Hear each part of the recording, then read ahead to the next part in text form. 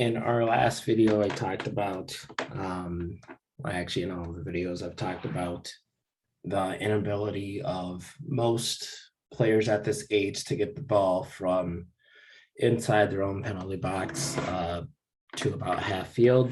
But in our scrimmage on Sunday, we saw one young lady who played forward for most of the first half and then played center back for most of the second half, who was capable of launching the ball from inside her penalty box all the way to half field. And because of some poor defensive positioning, we were exposed quite a few times and didn't quite understand how to adjust to stop that from happening. So the setup you see here is a goal kick for the opposition in white, and then our team set up to defend a goal kick in neon. And you will see the highlighted players include 11 or our left midfielder at 8, or center midfielder 9, our forward 10, another center midfielder, and 7, the right midfielder. So the young lady from our opposition team was able to get the ball from where the ball is now to about half field, where their number 6 is positioned currently. But I think just being in the habit of the first pass always being a short pass has kind of gotten the team used to being drawn into the opposition penalty box, where we've kind of set up like a blitz, anticipating a short pass. But I actually don't even recall our opposition playing out of the back once. Usually they tried to get a longer pass going, but it wasn't until late in the second half when the center back started, or I think the left back started taking the goal kicks, that they were really able to get some distance on it.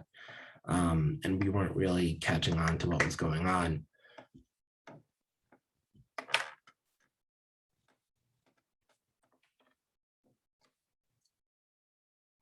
We've had this conversation before a few times during the spring and summer season, where I've asked the players to kind of match up with players, especially in the midfield, so that things like what you're seeing now on the screen don't happen. When our opposition is able to find a free player in space, just like we've talked about in other videos, that leaves our back line with decisions to make about who steps to the ball or which players we should be running with. And most of the time we choose to go to the ball, and it leaves us quite exposed. And even when we do get to the ball and we want it back, a lot of the times we'd kind of just panic and get right back to the other team. And this turned into a little bit of a, I don't even know what to call it, but it was a pretty rotten second half, I think, for our center midfielders, who spent a lot of the second half running vertically, just up and down the field in transition, whether we had it and they were trying to support our more forward players, or we lost it and then they were trying to run back and help our defensive players.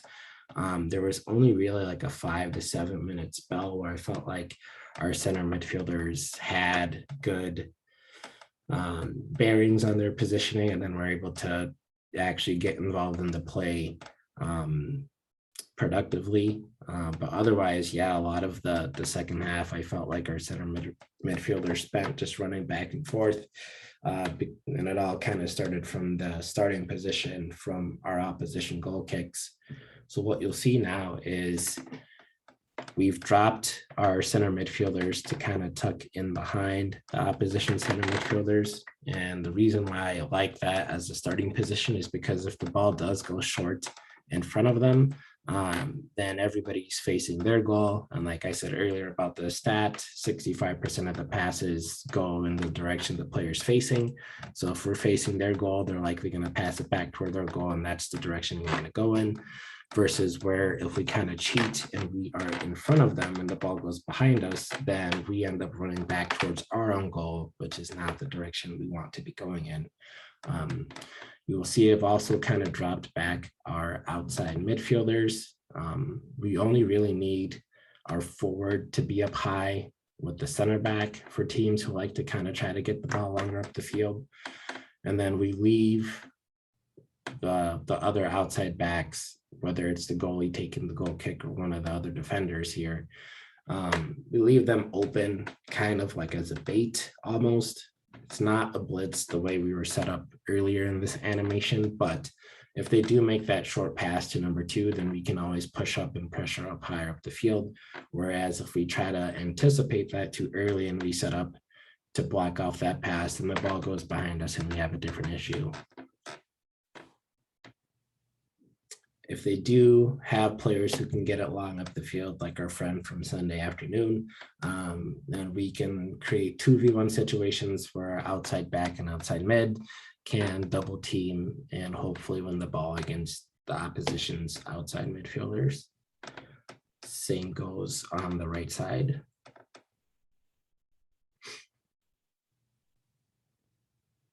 Like I said, if they do play that pass short, we can always push up the field and pressure higher up, and we have everybody running towards their goal, which is the direction we ultimately want to go in.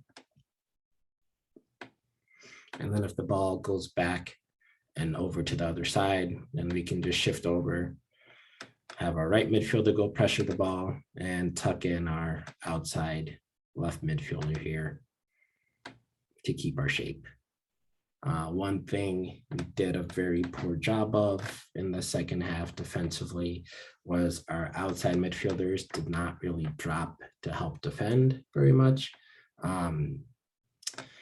which left our center midfielders stranded a couple of times trying to cover in wide spaces and also do their jobs in the middle of the field.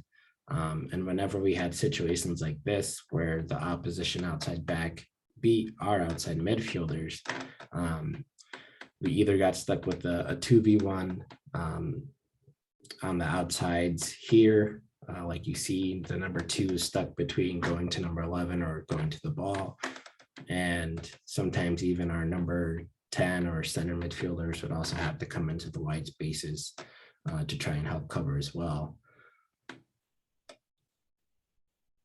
which would leave us exposed to attacks down the wing. So instead, if we have our number 11 who's highlighted here, kind of stay tucked in while the ball's on the opposite side of the field. If we do have our number 7 or right midfielder get beat, one of our center midfielders can shift over, as does number 8 and number 11. And now we've maintained some kind of defensive stability while we're in transition until we can recover. The last thing I want to talk about is our balance in the midfield when we go forward. As I talked about previously, both of these center mids kind of like to attack, which leaves a bit of space open in the middle. Instead, what we can do is kind of just split the field in half down the middle like we have here with this blue line. And if the ball's on the right side, then the center midfielder on the right side has the freedom to go up. The opposite side center midfielder can kind of tuck in toward the midline. And if you remember the last animation, there was a defensive midfielder specifically whose role that was indefinitely to kind of close the gap in between the attack and the back line. Well, this is kind of on the fly move that we can do to deny some of the space in transition.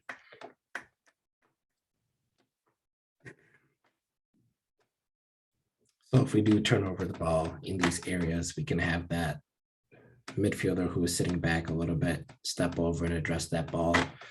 So we don't need our outside backs to step into that. That's all I've got for now. Obviously, it's all a work in progress, and we do the scrimmages so we can see what the kinks are, see what works, see what doesn't work. These two formations, the 4-3-1 and the 3-2-3 are the two that I would like to focus on throughout the year. There is a possibility of a third that I might try in one of these fall games, and that's only because I think it could better suit more of our players. I don't necessarily want to impose my ideas totally over the abilities of the players and say we have to play a certain way if it doesn't work for the players that we have and their capabilities. So there might be a third formation that we try later in the fall if we're not having a lot of success with the 4-3-1 and the 3-2-3. But I will update you all if that's something that is going to happen, and then send out more information about what we're looking to achieve in that formation as well, if that does pan out. Thanks for watching the videos. I hope they are helpful to both yourselves and your children.